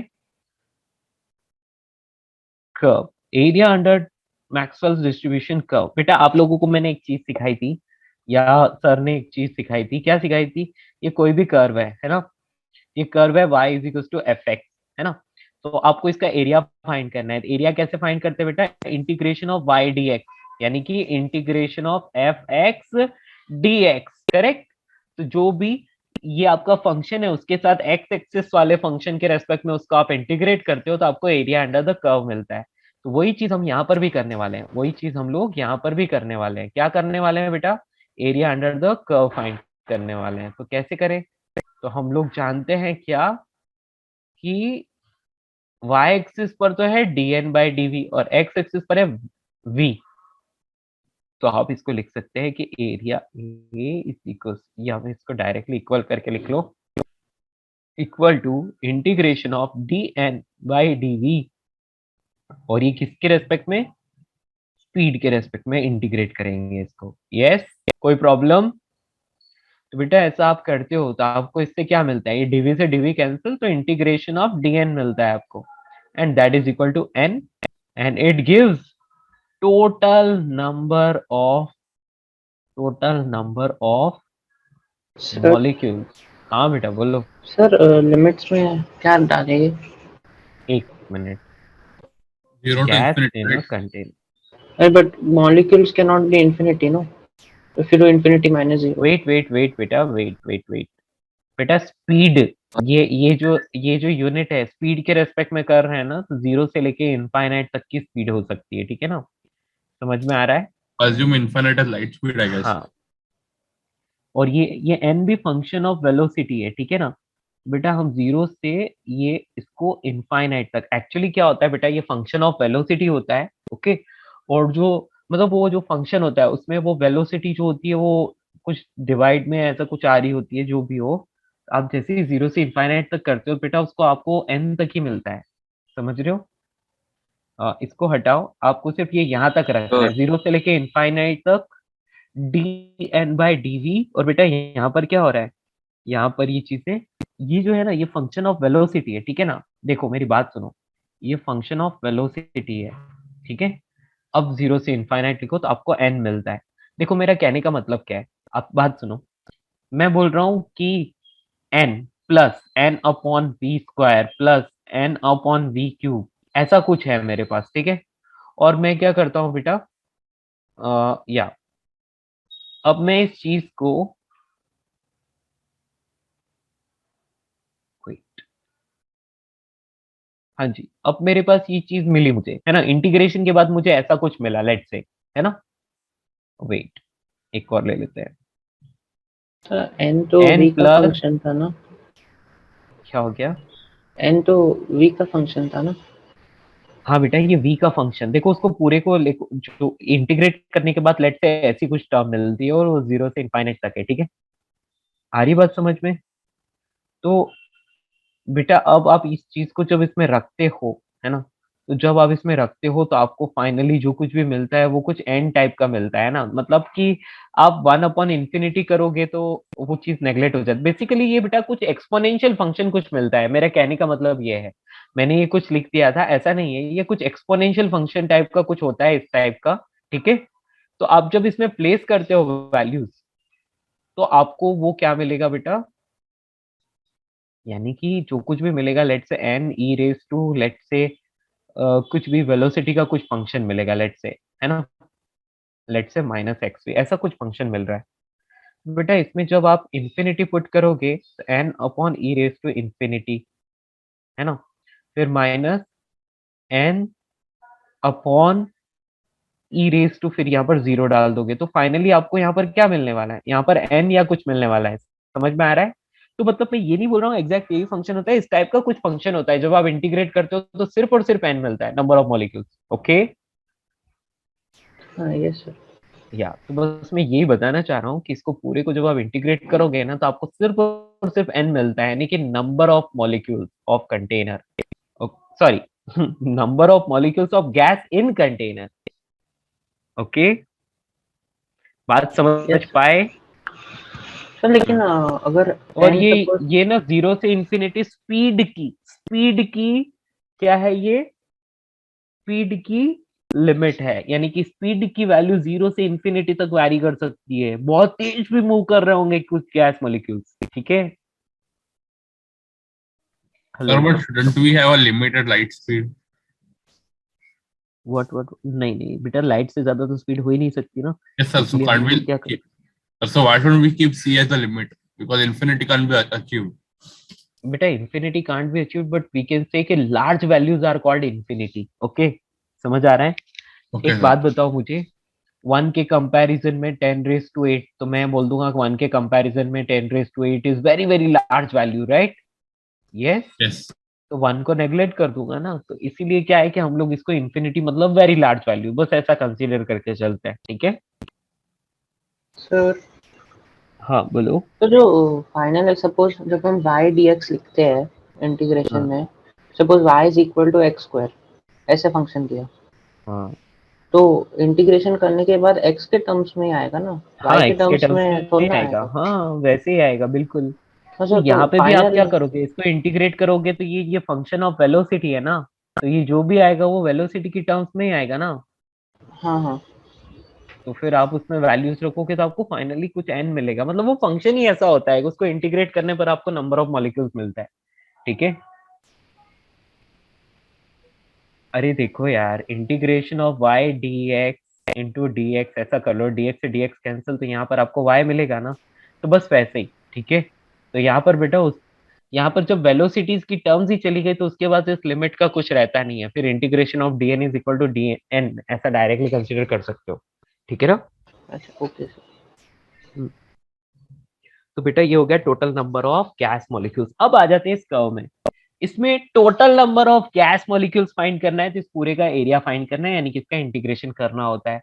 और वो आपको फाइंड करने की जरूरत नहीं है, बस ये जो स्टार मार्क करके ये जो लिखा हुआ है इतना नॉलेज ही काफी है। आपसे कोई भी वैल्यू नहीं पूछेगा, कोई भी इस इक्वेशन को नहीं देगा, कोई भी कुछ भी नहीं पूछेगा, सिर्फ यही पूछेगा कि area under the Maxwell distribution curve represents, तो वो क्या पूछ रहा है, अब वो पूछेगा कि मतलब आपको कुछ भी ऑप्शंस दे देगा जो कुछ भी है, तो उसमें से आंसर सही क्या होगा, total number of gas molecules in a container. समझ में आया?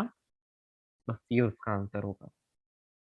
तो अब यहाँ पर आप देख सकते हैं बेटा, देखो ये क्या दिखा रहा है, D N by D V, है ना, यानी कि number of molecules per unit speed interval. तो बेटा जो मैक्सिमम नंबर ऑफ मॉलिक्यूल्स की स्पीड कौन सी है, ये वाली, है ना, सबसे ज्यादा मतलब नंबर ऑफ मॉलिक्यूल जो सेम स्पीड से चल रहे हैं वो कौन से हैं, ये वाले, है ना।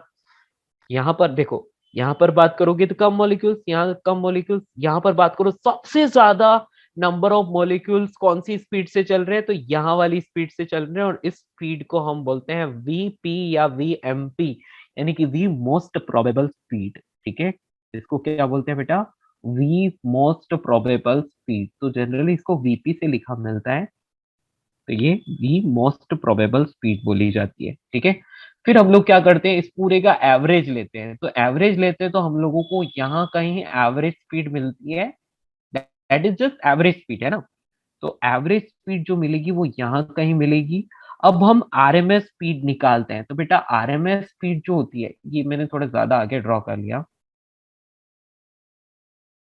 बस इसका ऑर्डर आपको ध्यान रखना है। ठीक है, यहाँ पर जो होता है ये है वी बार का मतलब होता है वी मीन, और आरएमएस स्पीड जो होती है वो यहाँ कहीं आएगी। तो आरएमएस स्पीड की वैल्यू जो है वो सबसे ज्यादा होती है ना। देखो सबसे आगे आ रहा है ना, तो सबसे ज्यादा तो वी आरएमएस। ठीक है, तो इस तरह से आपको ध्यान रखना है। क्लियर? बात समझ पा रहे हो? तो बस ये कर्व आपको इसी तरह से याद रखना है। ड्रॉ कर लो कर्व में। सर ठीक है, वो मैक्सवेल लॉ दिखा ऊपर। हाँ ये मैक्सवेल्स डिस्ट्रीब्यूशन लॉ, मैं इसको छोटा कर देता हूँ ताकि कर्व और लॉ दोनों एक साथ आ जाए। ठीक है,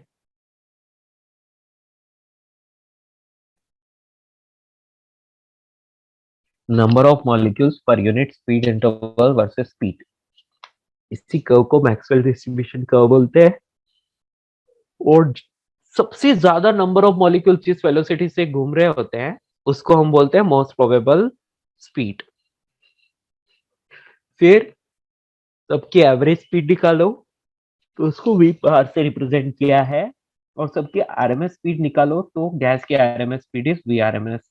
ये आपको दिख रही है, इनका ऑर्डर यही रहता है। यहाँ पर आप साथ में यहीं पे लिख सकते हो, वीपी की वैल्यू सबसे कम, उससे ज्यादा वी बार की वैल्यू होती है, और उससे भी ज्यादा वैल्यू वी आरएमएस की होती है।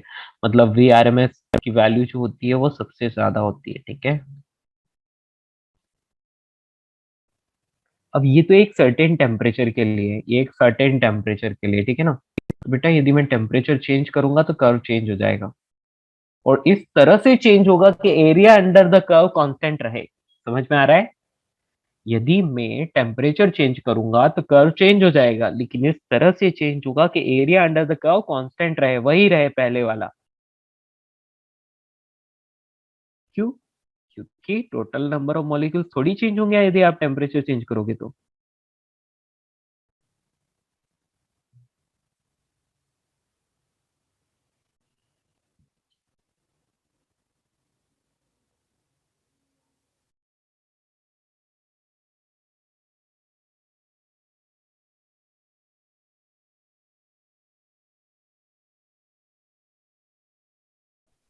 ठीक है, तो वी बार क्या है?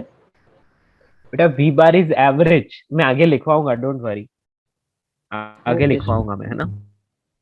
Sir lower part please.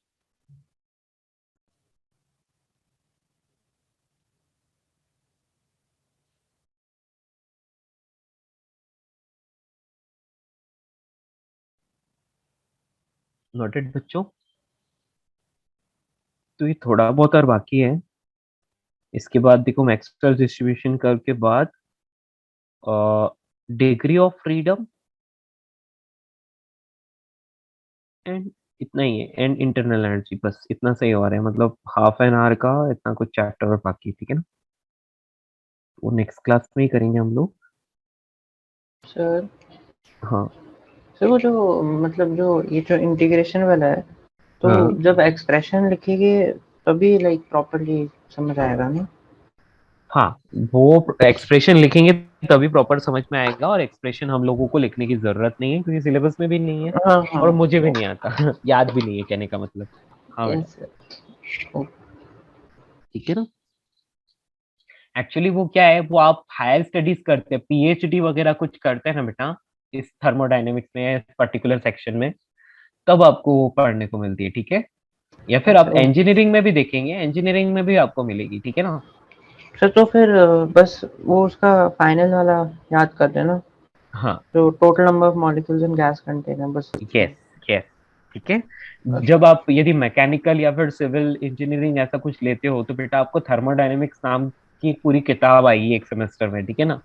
और उसमें आपको ये सारी चीजें और ज्यादा डिटेल में मिलेंगी। ठीक है, अभी नहीं है तो आपको। उसमें बता देंगे वो लोग कि हाँ, जीरो इन्फिनिटी क्या करना यस है। यस यस यस, वहां पर ये ओके डिटेल्स सर। में मिलता है आपको। ठीक है ना। ओके। ओके बच्चों, थैंक चलते यू हैं, सर। आज के लिए इतना ही, मिलते हैं नेक्स्ट क्लास। ठीक है, तो आपको फर्स्ट स्लाइड देखना है, देख लो, इसमें कुछ है सर नहीं वो ज्यादा वैसे। वीपी वी क्या है वो सब एक बार लिख दीजिए ना। क्या बेटा? वो वी बार वीपी क्या था? हाँ हाँ, वो नेक्स्ट क्लास में लिखूंगा वैसे मैं। ठीक है, यदि लिखना चाहो तो लिख लो, VP is v most probable. The class is over. Over over, you can leave now. ठीक है, बेटा ये फर्स्ट स्लाइड है, ये है फर्स्ट स्लाइड, ठीक है। शैल आई स्क्रॉल डाउन? हो गया, ओके। चलिए दोस्तों, तो मिलते हैं नेक्स्ट क्लास, ठीक है। हाँ बेटा, ये बहुत शॉर्टर, हम लोग लाइक मतलब बहुत कम ही चीजें पढ़ रहे हैं, बहुत ज्यादा नहीं पढ़ेंगे, ठीक है ना। हमें मेनली थर्मोडायनेमिक्स करना है, ठीक है। ये तो बस कुछ कुछ फॉर्मूला थे जो आपको आने चाहिए, बस और कुछ नहीं। चलिए, बाय बाय।